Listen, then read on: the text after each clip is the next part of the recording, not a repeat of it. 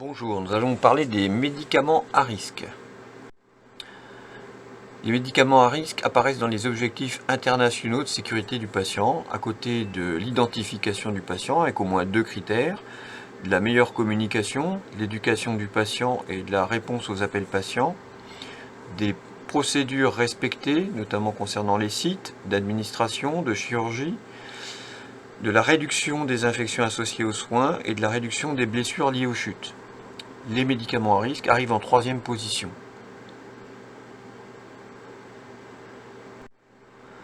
Alors un médicament à risque, c'est un médicament avec un risque élevé de préjudice grave, médico-légal, pour le patient, l'établissement et le soignant. Ceci s'il est donné en trop, s'il est oublié ou s'il est mal utilisé.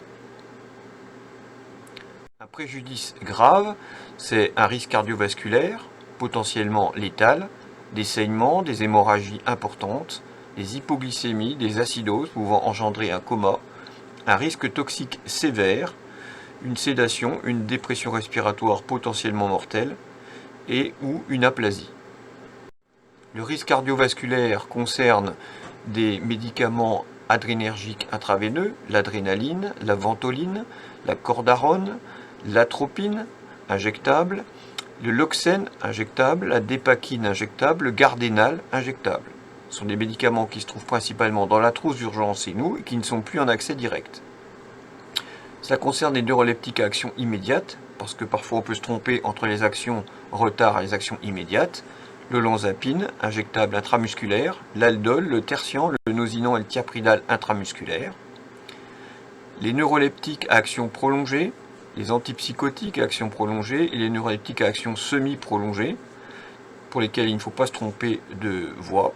Aldol décanoase, piportil, clopixol, action prolongée et semi-prolongée, Risperdal Consta, Xéplion, et avec le Salvacil LP, qui est donné dans les déviances sexuelles.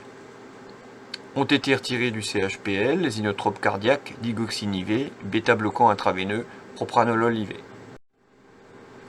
Les saignements et les hémorragies concernent les médicaments anticoagulants oraux, fluindione, coumadine, Syntron, mini-Syntron, qui disparaissent peu à peu et sont remplacés par Xarelto, Eliquis ou Pradaxa.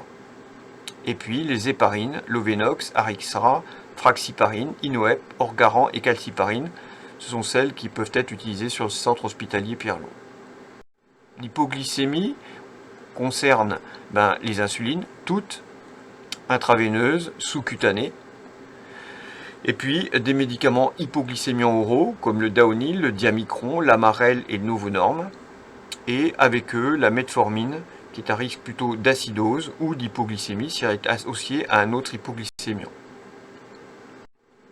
Les risques toxiques sévères sont représentés par le lithium, la clozapine, les anticancéreux oraux ou parentéraux, mais surtout oraux chez nous que l'on voit prescrire, comme l'arimidex, la romazine, voilà, l'ibrance, l'imbruvica, des produits de radiocontraste intraveineux, Dotarem, Ioméron, Optigec, Visipac et Datscan ont été mis dans cette liste de médicaments au risque parce que nous les délivrons et vous les donnez au centre d'examen radiologique.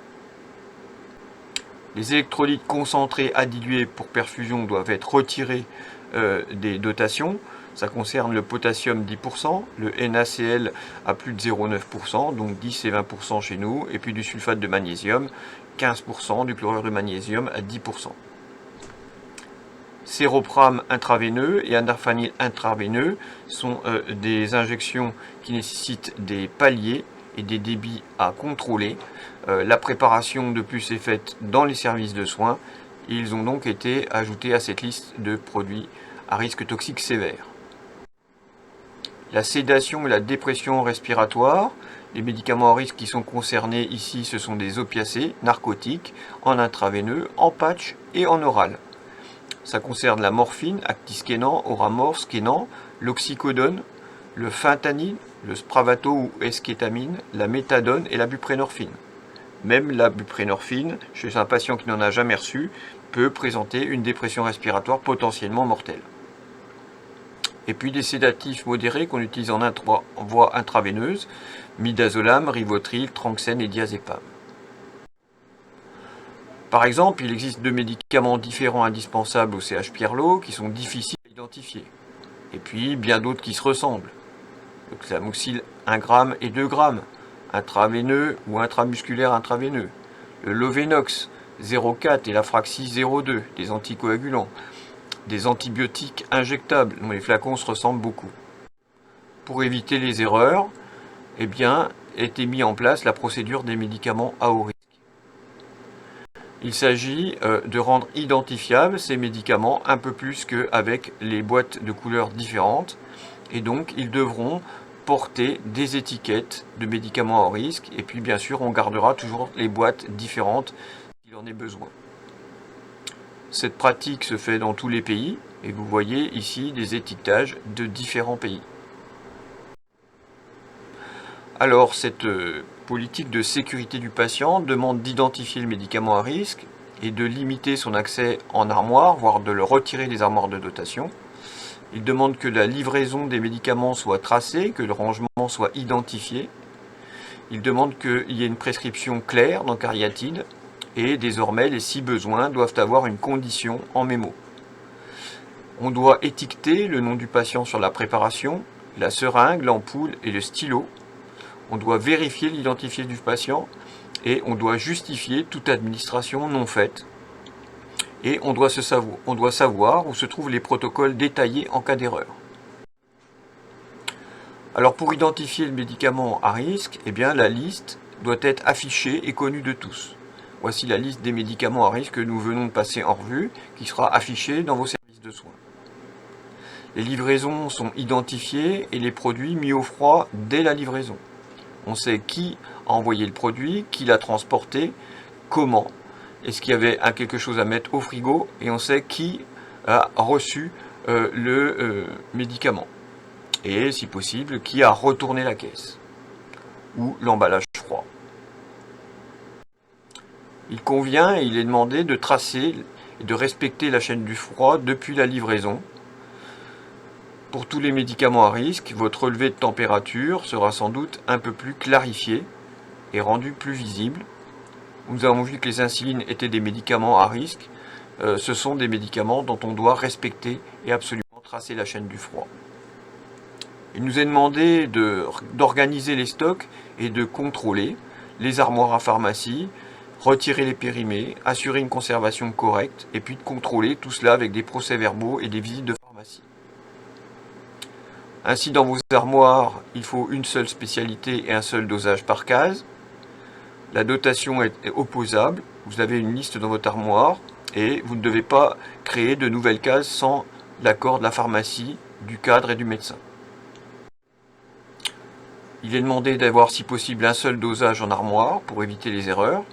Donc éviter les dosages par exemple d'antithrombotiques curatifs et garder les antithrombotiques standards préventifs.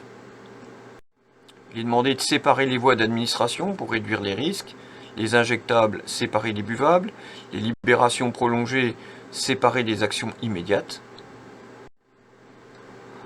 Il nous est demandé de séparer les insulines dans les réfrigérateurs, les rapides, les intermédiaires et les lentes, chacune avec leur boîte.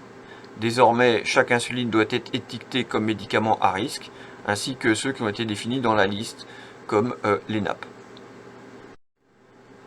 Sur le frigo, vous retrouverez la fiche des différentes insulines qui vous permet de classer les insulines rapides, lentes et intermédiaires. Dans les stocks, les médicaments à risque seront signalés par ces petits logos. Et puis, tous ceux qui vont circuler vont être signalés sur les boîtes, sur les unités de prise. Et lorsqu'une boîte est destinée à un patient en particulier, il doit porter l'étiquette du nom du patient.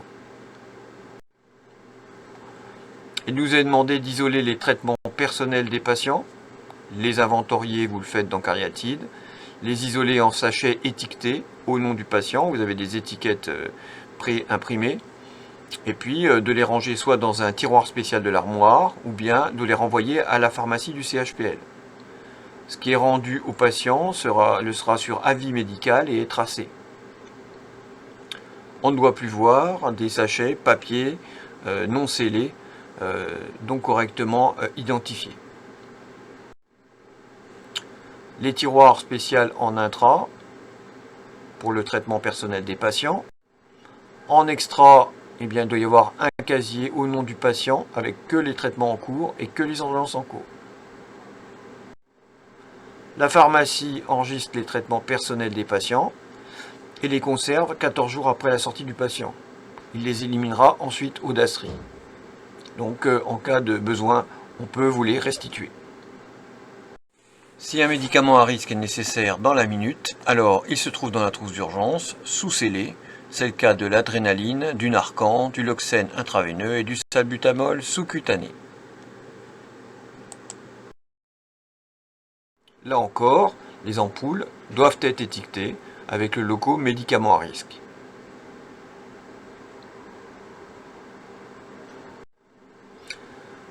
Dans Cariatide, les 6 besoins doivent apparaître avec leurs conditions en mémo.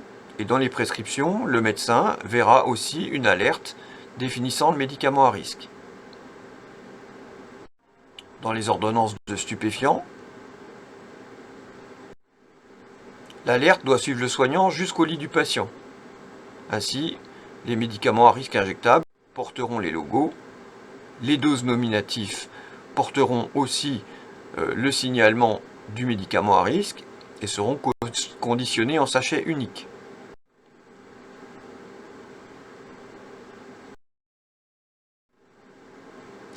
Le risque, les effets nocifs des médicaments dépendent aussi du patient.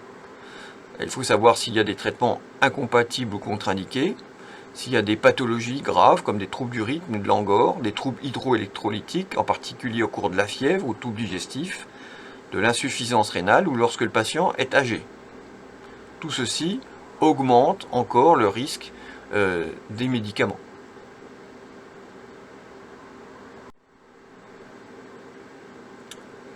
Il faut donc étiqueter le nom du patient sur toute préparation, seringue, ampoule, stylo. La certification vérifiera le bon étiquetage des médicaments. Un maximum de doses nominatives doit être mis en place. L'étiquetage réglementaire des préparations injectables à reconstituer vous sera adressé. Voici le type d'étiquette. Il convient désormais pour toute préparation effectuée dans un service de mettre le nom et le prénom du patient, le médicament, le dosage, la voie, l'heure de préparation, la date, le début, la fin d'administration, le débit, si c'est une perfusion, et qui l'a préparé. Pour les médicaments qui ne sont pas reconstitués, eh bien, il y aura une étiquette patient, plus simple, et toujours où il y a l'identité sur les doses préparées par la pharmacie. Il faudra vérifier l'identifié du patient et justifier toute administration non faite, donner le pourquoi. L'identité d'un patient se vérifie en posant la question suivante. Pouvez-vous me dire votre nom et votre prénom?